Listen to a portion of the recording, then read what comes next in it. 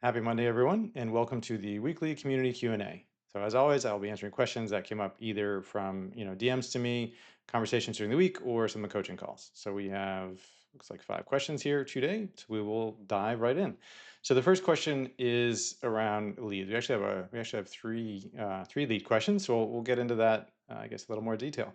So the first question is, I have a target job in mind and want to build a growth plan. So any suggestions, right? So this is, and I did ask clarification on this one. So this is the idea of, okay, it's not the immediate job, but it is sort of the sort of top level job, right?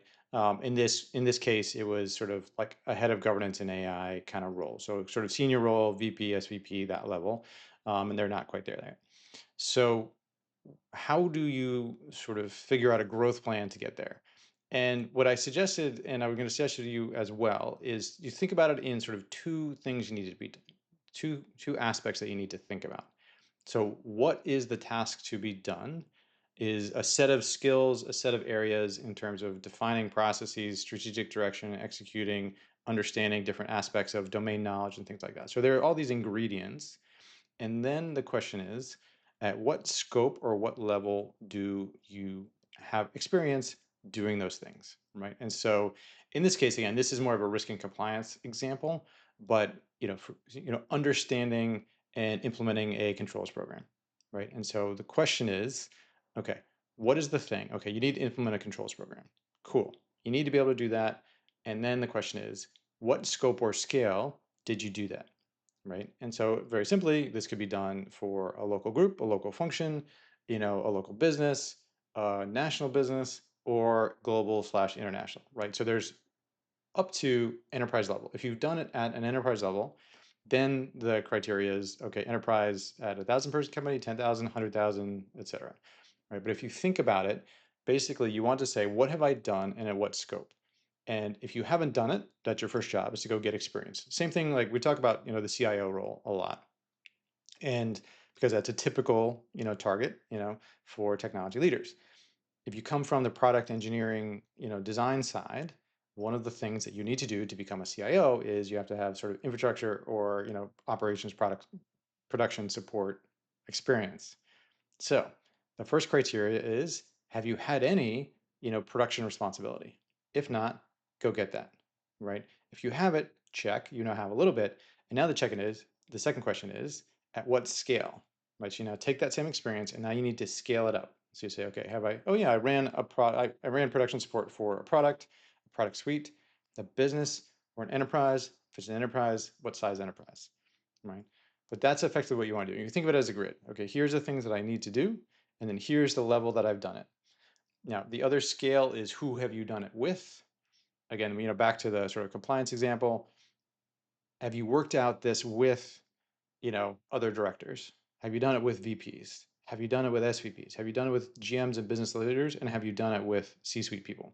Right. And so if you work directly with C-suite people to establish a governance and compliance program, great. That's basically the top of the pyramid.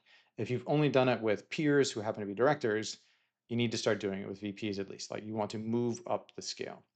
So again, if you have a long-term goal, again, the simple way is sort of a grid, not necessarily 2 by 2, but sort of a two-sided grid that says, what are all the things you need to do? And then what are the levels, either using scope or the peers that you've been doing it with, that you have actually executed. And you want to slowly, if you haven't done it, you need to do it. If you've done it, then you need to move up in broader scope and higher up in the organization in terms of who you are dealing with. Right? If you sort of fill out that grid over time, you will have all the experience you need to get the job that you want. Right? So that's one way to do sort of that long-term growth planning is just put it in a grid, fill out the grid over time, and if you do, then you'll be well qualified. All right, another leads question, should I engage with recruiters?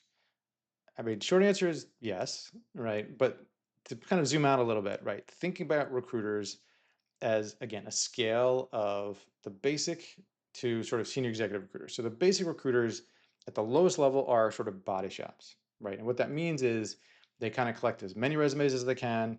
They have a job, they sort of filter, and they basically put, whatever top 5 resumes are to get there. Now, how do you fit into that? You're one of their resumes, right? They're trying to gather as many resumes as they can and then try to fit that to a job. Now, I should actually Below that is you pay them, right? So part of it is who's the buyer here. So at the lowest level, you're paying somebody to try to place you. You are paying for it, and they'll try to get you in.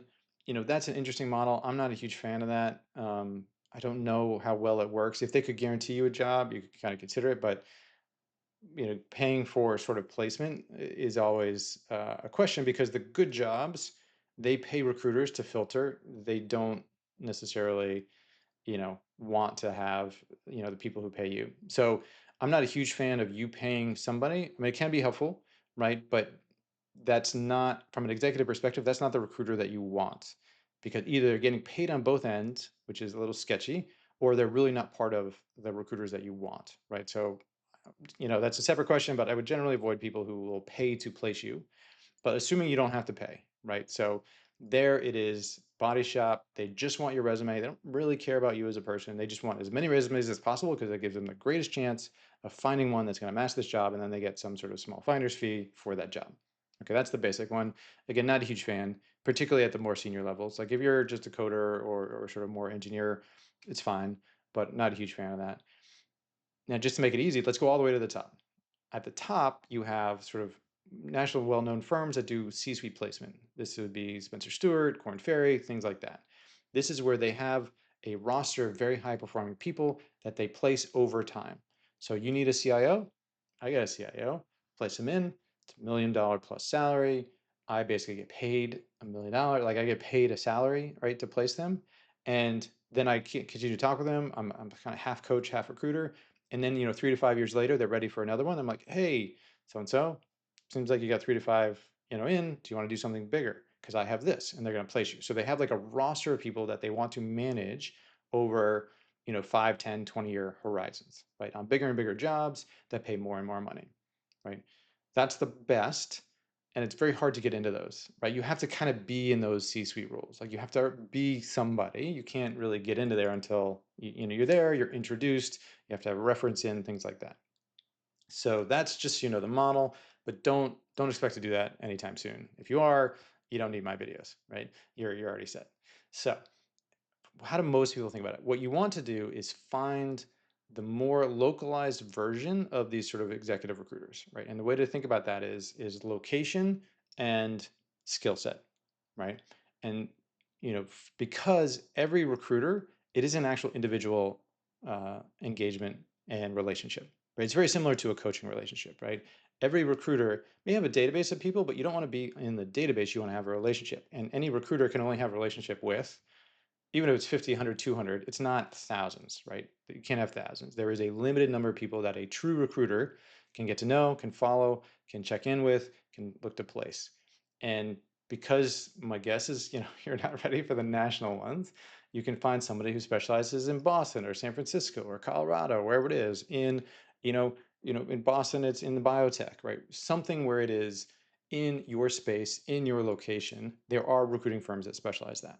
So you want to kind of look around, and those are the ones you want to reach out to and just start to establish a relationship. Hey, I'm, a leader in this space and thinking about my next role, right? You basically want to introduce yourself as somebody who's starting to think about what their next role is, which might be a more senior role. And I wanted to explore the space. I saw you recruit in this space. I would love to do an introductory call. And basically, what you're trying to figure out is, are you interesting enough for them to add you to their roster? That's what you were trying to do, right? Because if you attract them and they place you, they get paid, right? So if you have a sort of generic resume, you don't have much going on, they're relatively full, they're not going to be interested. But if you're like, ooh, this is your UVP, right? That's why we talk about this all the time. This is your UVP. This is what's going to make you interesting and different. They are going to want you in their roster because there's a good chance they can place you. If they place you, they get money, right? So in general, recruiters are great, but think about it as you want to develop a relationship with a recruiter for a long-term play. It's also different than there are company recruiters who are looking for specific jobs. That's a different category. I'm talking about recruiters who work with the candidates to look across multiple companies and find a role.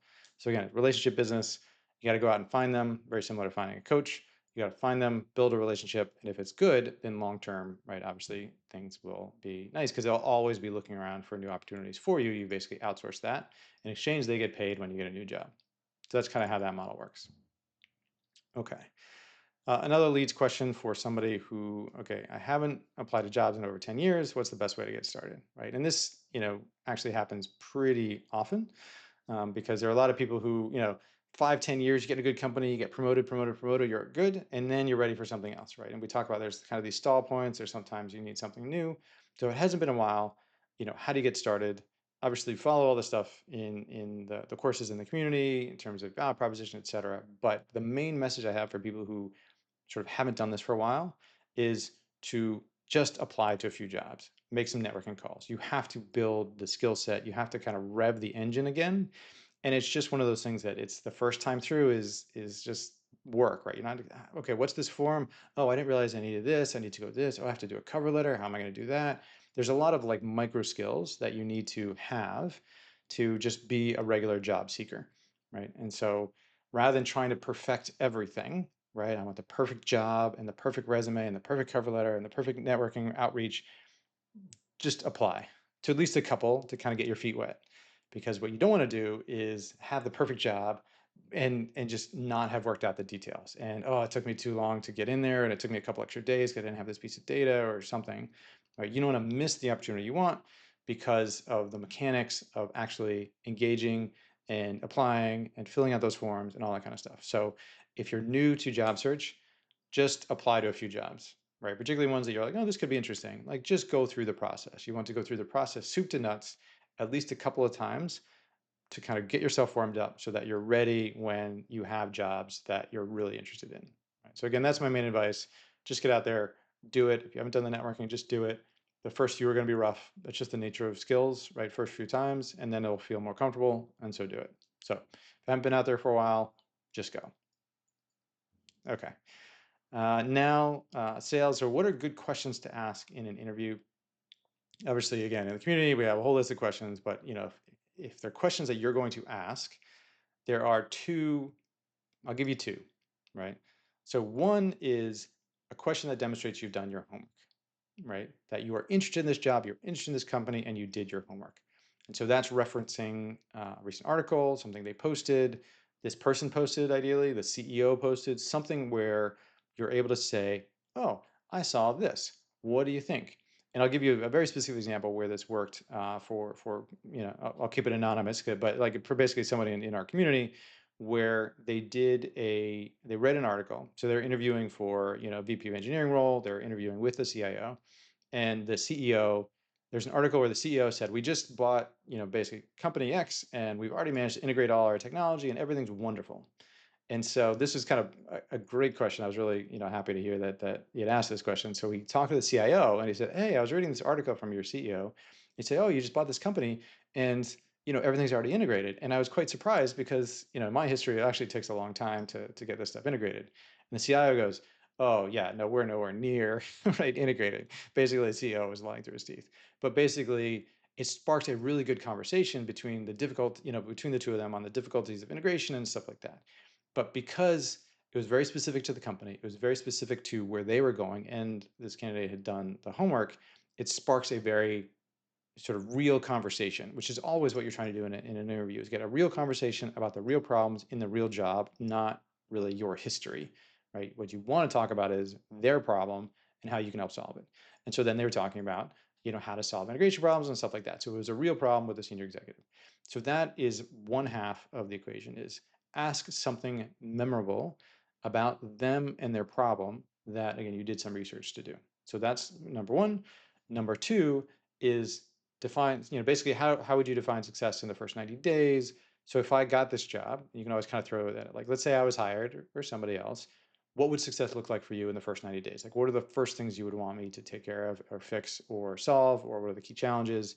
Some question like that, that's basically getting into, I want you as the interviewer to put your mindset of like, okay, I'm in the job, right? A little bit of persuasion here. Like, I'm in the job. What would success look like? And that's the easiest way to get the most direct problem that they're trying to solve. Well, the first thing you need to do is, we have this, client who's pissed and blah, blah, blah. And like, we got to get that sorted before we do anything. Well, first thing you need to do is, the technology is a mess. Like, we have quality issues all over the place. We got to get this fixed.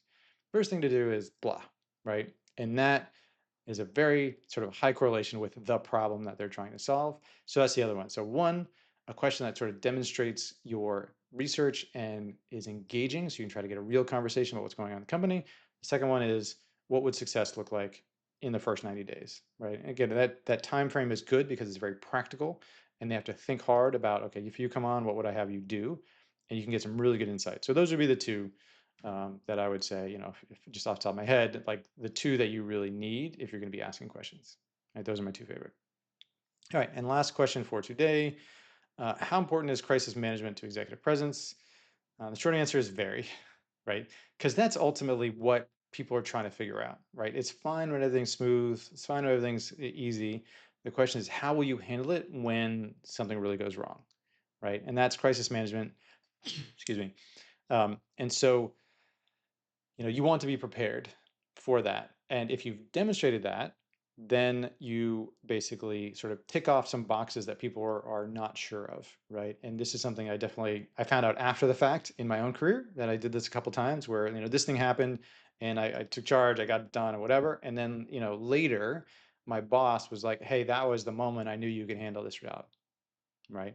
And so it is a very important thing for people to see you handling crises in a professional way where you're not freaking out, you're not trying to blame people, you're focused on resolving the issue, you take the right, consideration of risk and communication, all these wonderful things that you need to do to manage a crisis. So what happens if you don't have any crises that you can kind of lead? In before then, just watch other people, right? Because there's always some sort of crisis that happens over time. If you're not the one who's kind of in the lead, watch the person who is. What do they say? How do they handle it? How do people react? Are they very comfortable? They're like, okay, I'm glad it's in your hands. Right? If so, those are all good things. Try to mimic those behaviors. If people are still kind of all upset, okay, don't mimic those behaviors. But the main thing is, resolution is the focus. All the other stuff through, like, that's not the problem. It's resolution in a professional, positive way, keeping the team together, making sure nobody sort of freaks out and goes off, and don't yell at each other. It is about resolution and getting anything done. But yes, crisis management is an important point. Obviously don't manufacture a crisis, but if you happen to have one, it's a perfect opportunity to step in there and lead. And those singular moments can make a huge difference in your careers, because immediately a whole bunch of things get checked off that I'm thinking about you seem to have potential. If I see you in a true crisis and you sort of pull all those things off, immediately I have a lot of confidence that you can handle anything that's that severe or less severe, which is hopefully most things. So there you go, like, definitely important. Think about it. You're looking for those opportunities and you want to demonstrate as part of your sort of path up. So there you go. So those are questions for this week. As always, if you have questions, just DM me or let me know, and I will answer them next week. So hope everybody has an excellent week, and we will see you in the community. All right, take care, everybody.